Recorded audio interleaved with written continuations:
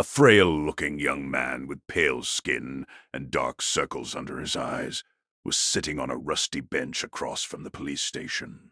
He was cradling a cup of coffee in his hands, not the cheap synthetic-type slum rats like him had access to, but the real deal. This cup of plant-based coffee, usually available only to higher-ranked citizens, had cost most of his savings. But on this particular day, Sonny decided to pamper himself. After all, his life was coming to an end. Enjoying the warmth of the luxurious drink, he raised the cup and savored the aroma. Then, tentatively, he took a small sip and immediately grimaced. Ah, so bitter. Sonny looked around with curiosity, noting reinforced armor plates on the walls and poorly hidden turret nests in the ceiling. The officer, too, looked scruffy and mean. At least police stations remained the same wherever you go. Hey, I'm talking to you. Sonny cleared his throat. No. Then he scratched the back of his head and added, "As demanded by the Third Special Directive, I am here to surrender myself as a carrier of the Nightmare spell." The officer's expression instantly changed from irritated to wary. He looked the young man over once again, this time with piercing intensity. "Are you sure you are infected? When did you start showing symptoms?" Sonny shrugged. "A week ago." The officer became visibly paler. Shit. Then, with a hurried motion, he pressed a button on his terminal and bellowed, "Attention! Code Black in the lobby. I repeat, Code Black. The Nightmare spell first appeared in the world a few decades ago. Back then, the planet was just starting to recover from a series of devastating natural disasters and subsequent resource wars. At first, the emergence of a new disease that caused millions of people to complain about constant fatigue and sleepiness did not attract a lot of attention. But when they started to fall into an unnatural slumber, with no sign of waking up even days later, governments finally panicked. Of course, by then it was already too late. Not that an early response could have made any difference. When the infected started dying in their sleep, their dead bodies turning into monsters, no one was ready. Nightmare creatures quickly overwhelmed national militaries, plunging the world into complete chaos.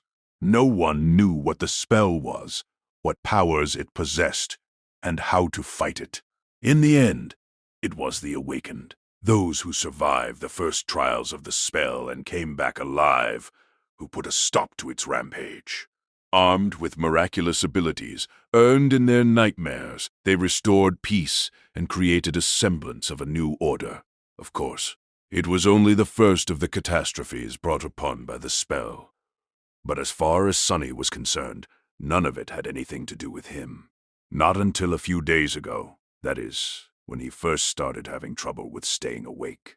For an average person, being chosen by the spell was as much of a risk as an opportunity.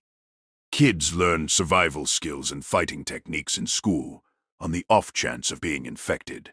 Well-to-do families hired private tutors to train their children in all sorts of martial arts. Those from the awakened clans even had access to powerful legacies, wielding inherited memories and echoes in their first visit to the dream realm. The richer your family was, the better your chances of surviving and becoming an awakened were. But for Sonny, who had no family to speak of and spent most of his time scrounging for food instead of going to school, being chosen by the spell presented no opportunity at all. To him, it was basically a death sentence. A few minutes later, Sonny was yawning while several policemen were busy putting him in restraints. Soon, he was fastened into a bulky chair that looked like a weird mix between a hospital bed and a torture device. The room they were in was situated in the basement of the police station, with thick, armored walls and a formidable-looking vault door. Other officers were standing near the walls, with automatic rifles in their hands and grim expressions on their faces. Sonny did not particularly care about them. The only thing he could think about was how much he wanted to sleep. Finally, the vault door opened, and a gray-haired policeman walked in. He had a seasoned face and stern eyes, looking like someone who had seen a lot of terrible things in his life. After checking the restraints, the policeman glanced quickly on his wristwatch and then turned to Sonny. "What's your name, kid?"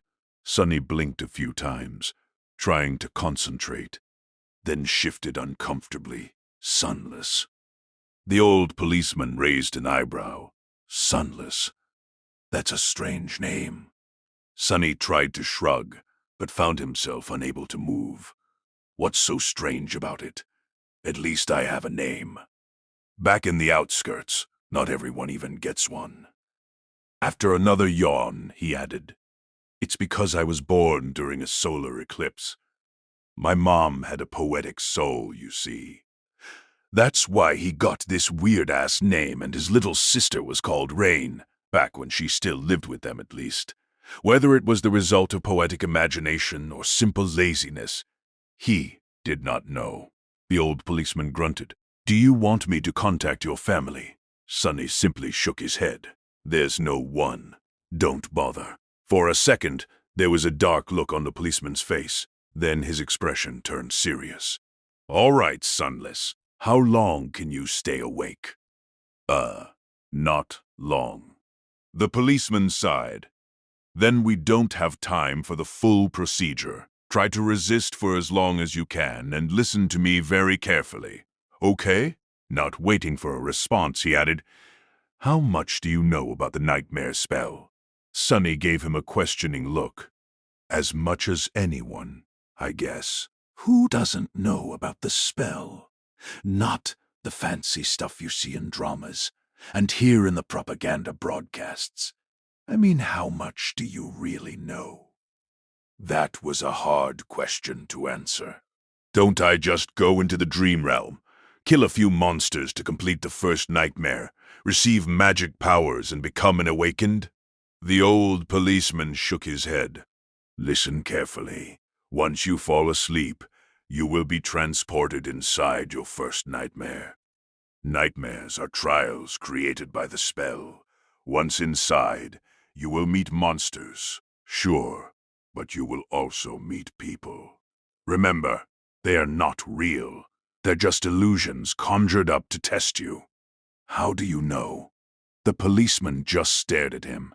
"I mean, no one understands what the spell is and how it works, right? So how do you know that they're not real? You might have to kill them, kid.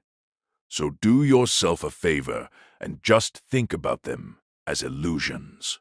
"Oh." The old policeman waited for a second, then nodded and continued. "A lot of things about the first nightmare depend on luck.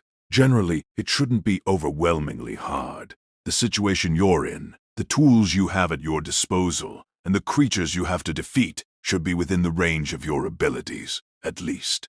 After all, the spell sets up trials, not executions. You're a bit disadvantaged due to, well, your circumstances. But kids from the outskirts are tough. Don't give up on yourself just yet." It was becoming hard to follow the conversation. "About those magic powers you mentioned. You will indeed receive them if you survive until the end of the nightmare. What those powers will be, exactly, depends on your natural affinity as well what you do during the trial. But some of it will be at your disposal right from the start." The voice of the old policeman sounded more and more distant. Sonny's eyelids were so heavy that he was struggling to keep his eyes open. "Remember, the first thing you must do once inside the nightmare is to check your attributes and your aspect. If you get a combat-oriented aspect, something like a swordsman or an archer, things will be easier. If it is reinforced by a physical attribute, then that's even better. Combat aspects are the most common, so the probability of receiving one is high." The armored room was growing dimmer. If you're unlucky and your aspect has nothing to do with combat, don't despair. Sorcery and utility aspects are useful in their own ways. You'll just have to be smart about it. There are really no useless aspects. Well, almost. So just do anything in your power to survive. If you survive, you will be halfway to becoming an awakened. But if you die, you'll open a gate for a nightmare creature to appear in the real world, which means that my colleagues and I will have to deal with it. So please don't die, Sunless." Already half asleep, Sunny felt a bit touched by the policeman's words, or at least, try to not die right away. "The nearest awakened won't be able to get here for a few hours, so we would really appreciate it if you don't make us fight that thing ourselves." What? With that last thought, Sunny finally slipped into a deep slumber. Everything became black. And then, in the darkness, a faintly familiar voice rang. "Aspirant, welcome to the nightmare spell. Prepare for your first trial."